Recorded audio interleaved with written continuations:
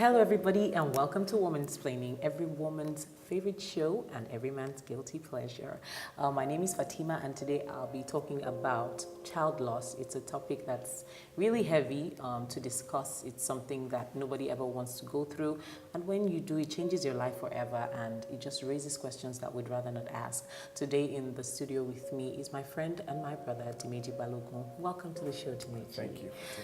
Yeah, so I remember when this topic was presented to me, I was just like, wow, you know, it's something that most people will not talk about. But let me hear from you. What was your experience with this? Well, to be honest, I can't tell you it was a pretty experience.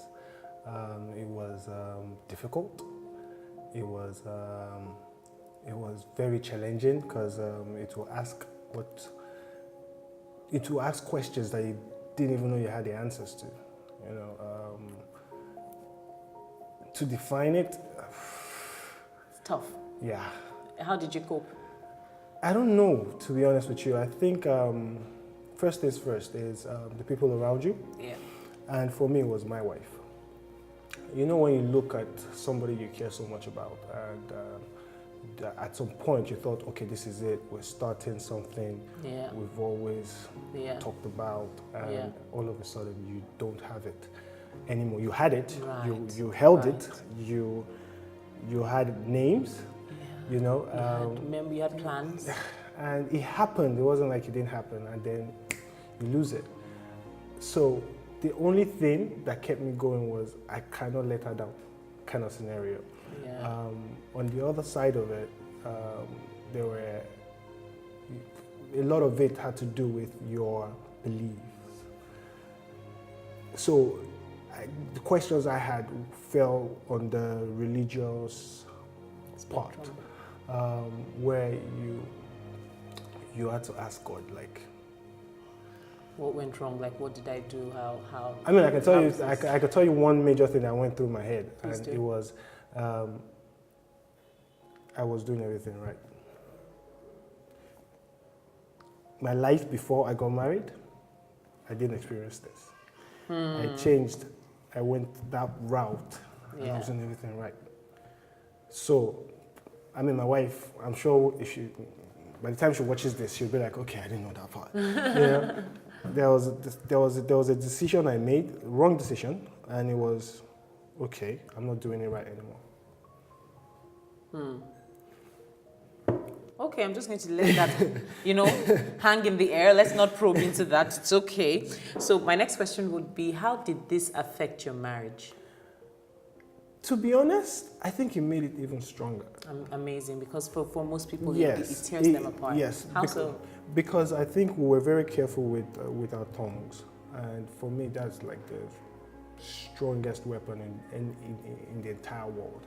Think about it this way. The world was created with that. Yeah. Just by saying, let there be light. Yes. World War was created by that. Just by saying, let's go to war. So for me, what we said to each other was important. How we said it was also important. Yeah.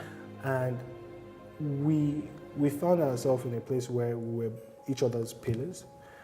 So we were supporting each other. And we made sure that we kept it positive and not dwell on the negative. So we didn't try to fix the situation. Yeah. Instead, we allowed the situation heal. So did you have a lot of family around you? What was your support system? I mean, we had family. But did they help? In their way. In their own way, yes, they thought they were helping. I mean... So what was your outlet? How were you able to vent? If you had to mask your feelings at home, how were you able to release them? Well, for me, it was, I had a lot of alcohol. And I think it got to a point where I had too much. I started talking to myself. And I think that was when the spiritual part kicked in. And you found your way back. Yes. I just remembered, and I went back to the story of Job's. How God took everything away, just to. At that point, this was my reaction, prove a point. Yeah. to the devil. So you were telling of prove a point. I was really upset. Something else happened when the boy left. I was in the car. I remember in the car. I was because I left about 4:30 a.m. to go back to the hospital, and I had my both hands on the steering, and I was talking to God, and I was like, I'm begging you, you know. I remember it, and I was begging, like literally as if it was there. Well, I thought it was at that point. Well, now I know it was. And then I picked up my phone because my pastor was always like, oh, you know, this person sent me this message on Facebook. I responded and this. And I sent him a message because I was like, I just needed people to pray for me, right? And to pray for him and to pray for her. And I sent him a message, and till today, no reply. I've gone past that. Wow. But at that point, I just felt like everything, you were alone. every connection I had To God. was not available, which was also what caused the disconnect between your relationship with God. And finding my way back was one of the best things that happened, because after doing that, forgiveness came in, because I was angry at a lot of people, not necessarily people, institutions, situation that like led things to that could have been avoided. Yes, but you see, with forgiveness, you let go of all those things. I mean, there was a way I went as far as a lawsuit on the hospital, and 2 years later. No, that's a lie. 4 years later. Wow. The court finally opened the session on that, and we're supposed to come in and start the trial. And at that point, my wife and I would gone past it. We've been blessed with 2 boys, fantastic boys, and we were like, okay, this is pulling us away, taking you back. Yes, from what God has done to how He did it, you know, and then memories that we've forgotten about. You don't need to start, digging and there was up a the past. statement she made where she was like, when we have the living, why fight over the deceased? Yeah. And we just stood up in that courtroom and we're like, you know what? It's okay, let's drop it. And even the hospital, they were shot. Our lawyer was shot. I can imagine. He didn't see it coming. Yeah. And the judge immediately was like, I understand. That's amazing, but that's all the time that we have. I think we're going to come and revisit this particular topic, but for now we'll take a break and we'll be right back with more of Womansplaining. Stay tuned.